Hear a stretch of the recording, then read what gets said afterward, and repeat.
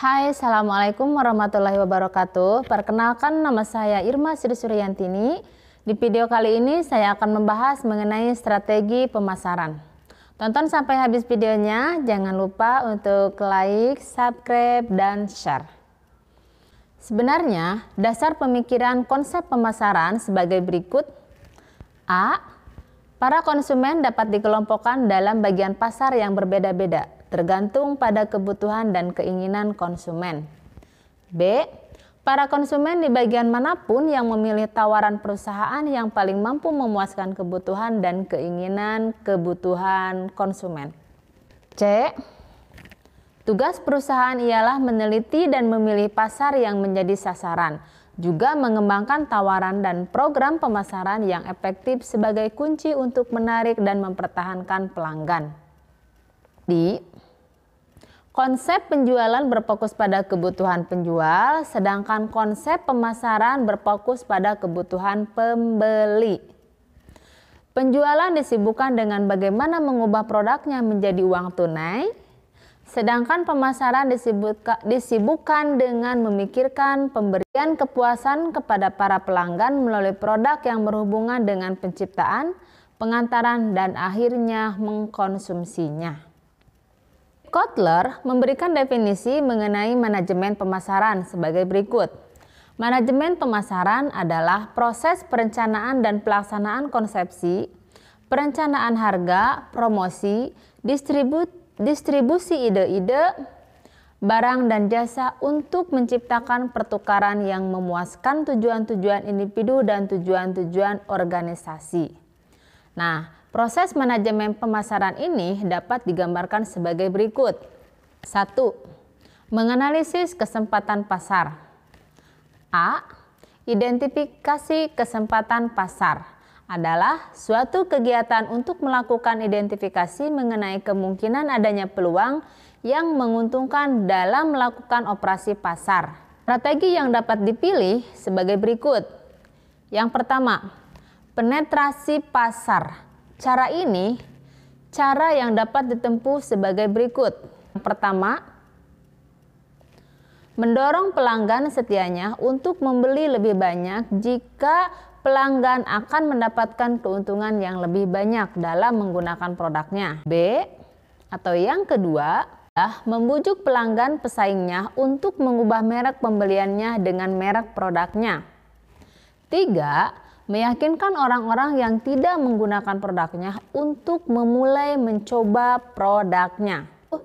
Yang kedua yaitu mengembangkan pasar. Pengembangan pasar. Nah, cara ini dapat ditempuh sebagai berikut. 1. Melakukan identifikasi atas kelompok pemakaian potensial produknya pasar yang ada yang minatnya mungkin dapat distimulasi. 2. Menambah saluran distribusi produknya.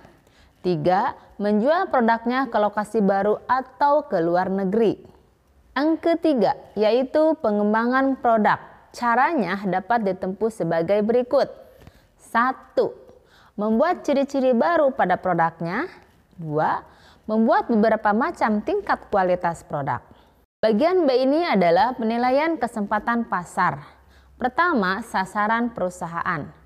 Nah, sasaran perusahaan yang dihadapi dalam persaingan mungkin dalam cakupan industri, cakupan pangsa pasar, cakupan vertikal, dan cakupan geografis. Kedua, yaitu sumber daya perusahaan. Dan yang ketiga yaitu pemilihan pasar sasaran. Nah, yang berikutnya bagian C, yaitu pengukuran dan peramalan permintaan. Permintaan sangat penting bagi kita untuk melakukan sebagai berikut. 1.